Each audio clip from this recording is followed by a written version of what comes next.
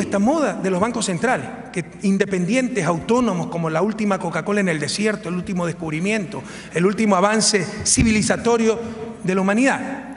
La moda de los bancos centrales autónomos comenzó a inicios de los años 90. Antes no existía.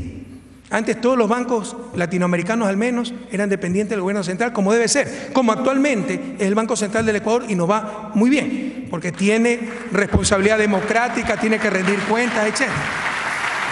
Porque dicho sea de paso, son bastante autónomos de los gobiernos, pero bastante dependientes de Washington, Fondo Monetario, Banco Mundial, donde van a pasar los últimos días de su sacrificada existencia a todos los directores, gerentes de los bancos centrales.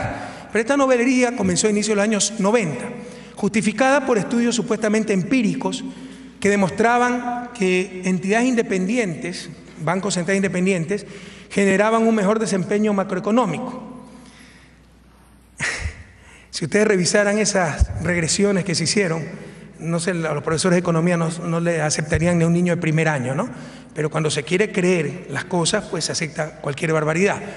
La fundamentación teórica para este hallazgo empírico, entre comillas, fue que de esta manera los bancos centrales podían actuar técnicamente, alejados de influencias políticas perniciosas.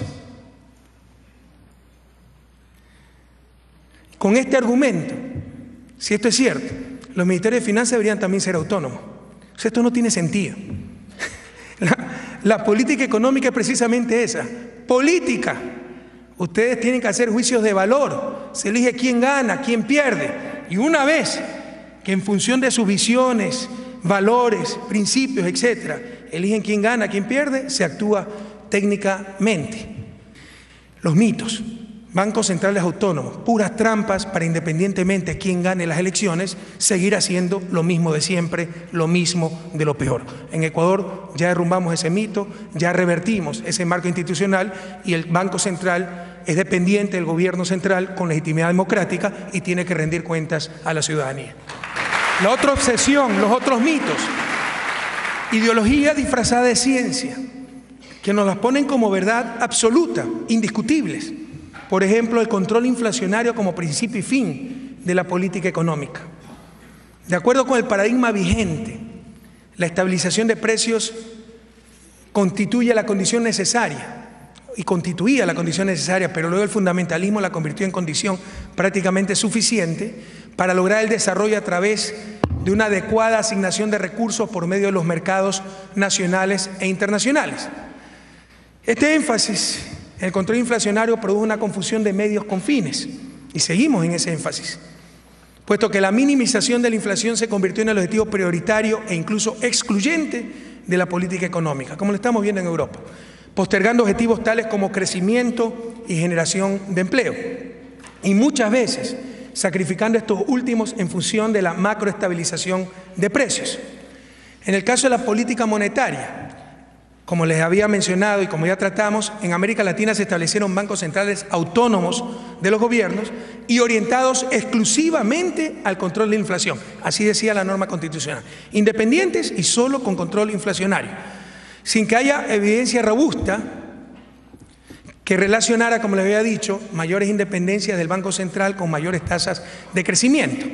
Por el contrario, bancos centrales dependientes de los gobiernos y comprometidos con políticas de crecimiento, jugaron un rol fundamental en el desarrollo de países como Japón y Corea. Hasta los años 70 del siglo pasado, el objetivo fundamental de la Federal Reserve de Estados Unidos, el Banco Central de Estados Unidos, fue velar por la generación de empleo y el crecimiento económico.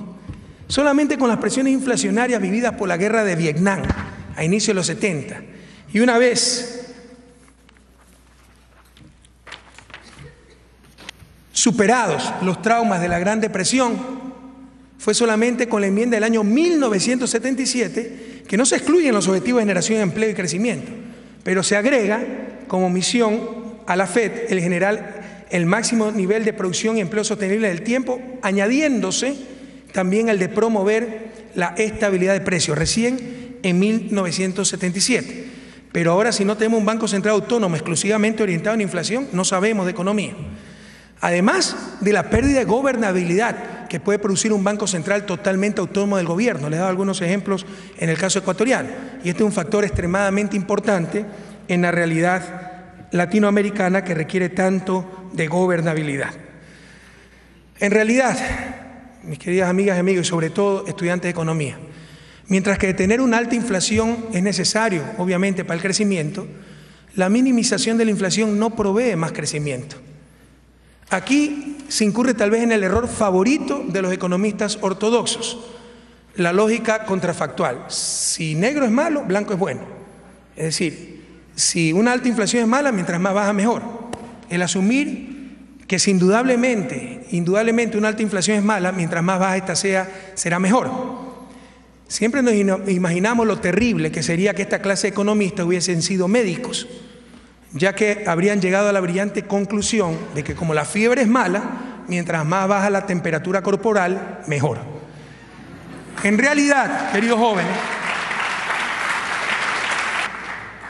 una inflación baja y debidamente anticipada, ni teórica ni empíricamente, está demostrado en múltiples estudios, tiene grandes efectos sobre crecimiento o distribución, menos aún si existen las adecuadas compensaciones, tales como adecuados ajustes salariales. Alguien dice, con inflación cae el salario real, se perjudican los trabajadores, es suficiente compensar, indexar el salario. Entonces, ¿a qué o a quiénes responden, a qué intereses estas clases de política? Para contestar esta pregunta, es necesario señalar que existe solamente un costo proveniente de la inflación que es prácticamente imposible de evitar, incluso si se tiene una inflación pequeña y anticipada. Este costo es la pérdida de valor de los activos líquidos. Para ejemplificar, si alguien tiene 100 euros en su bolsillo y un kilo de papas cuesta 1 euro, esto equivale a tener 100 kilos de papas en el bolsillo.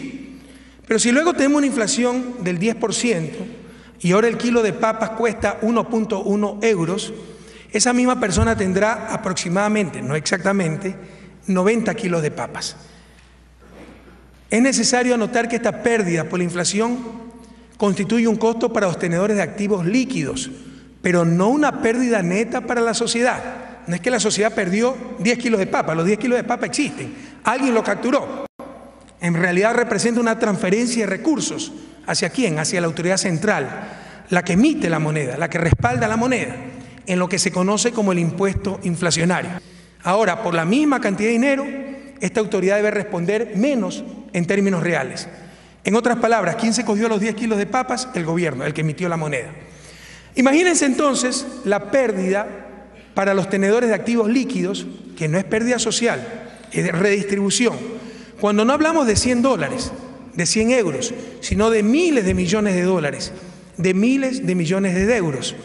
A pesar de que sea una inflación pequeña, ahí sí hay grandes pérdidas, no sociales, redistribución. ¿Y cuál es el sector de la economía que maneja grandes cantidades de activos líquidos? Adivinen nuevamente, el sector financiero. Enfoque de economía política, a quién benefician las acciones o no, así no la disfracen de ciencia. Es básicamente el sector financiero de la economía, gran tenedor de activos líquidos, el que tiende a descapitalizarse con la inflación, lo cual verifica nuevamente que la política económica aplicada en América Latina durante décadas y ahora lamentablemente también en Europa ha tenido como condición básica proteger al capital financiero, independientemente de los costos que esto cause en los demás agentes y en la economía en su conjunto. Porque estas cosas son ya vistas, no solo en América Latina, en los propios Estados Unidos.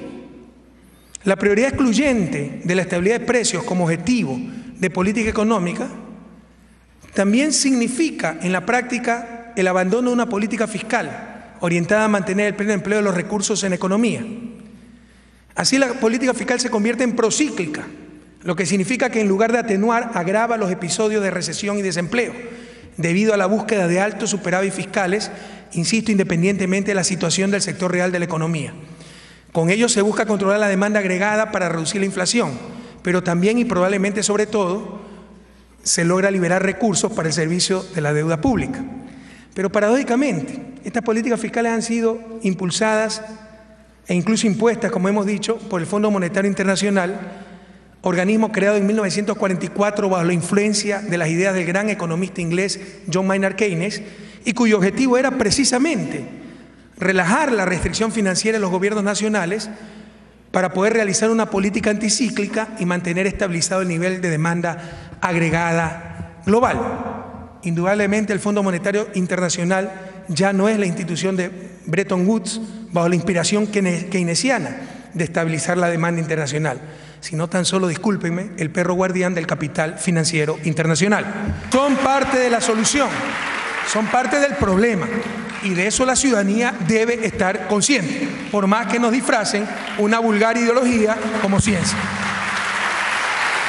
Claro que no es destruyendo empleo, producción, destruyendo esperanzas, destruyendo cohesión social, que las naciones salen adelante. Como les decía, esto ya ha sido visto.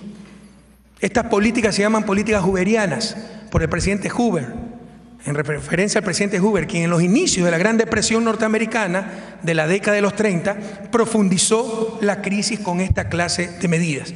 ¿Por qué se repite lo mismo? Lo mismo de lo peor. ¿Por qué se hace lo contrario a lo evidente? La respuesta es a quienes benefician estas medidas.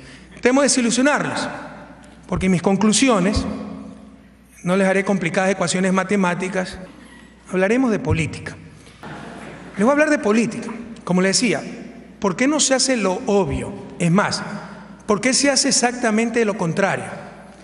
La respuesta, queridos jóvenes, es poder. El problema no es técnico, es político. Creo que el más grave daño que se le ha hecho a la economía es quitarle su membrete original de economía política. Nos han hecho creer que todo es un asunto técnico. Nos han disfrazado ideología como ciencia. Y al hacer abstracción de las realidades de poder dentro de una sociedad, nos han vuelto inútiles. Las capacidades europeas están intactas. Ustedes tienen lo principal: talento humano, recursos productivos, tecnología. No es una crisis real, es una crisis financiera que se resuelve, es un problema de coordinación que se resuelve con política económica, teoría keynesiana de la demanda, del subempleo, del corto plazo, como quieran llamarla. ¿Cuáles son las maneras de coordinar? La política macroeconómica, como les decía, y particularmente la política monetaria. ¿Por qué no se hace lo obvio? Porque el capital no quiere perder. Y el poder lo tiene el capital, y básicamente el capital financiero. Las relaciones de poder al interior de nuestros países y a nivel internacional están todas a favor del gran capital. Y con el bombardeo ideológico, la gente cree que así tiene que ser. Así no tiene que ser.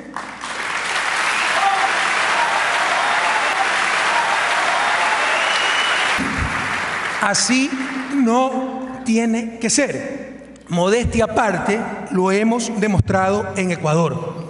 Es un problema político. ¿Quién manda en la sociedad? ¿Los seres humanos o el capital? Y si ustedes quieren, para mí el desafío más importante de la humanidad a inicios de este siglo XXI es que los seres humanos predominen sobre el capital. Las sociedades dominen a los mercados.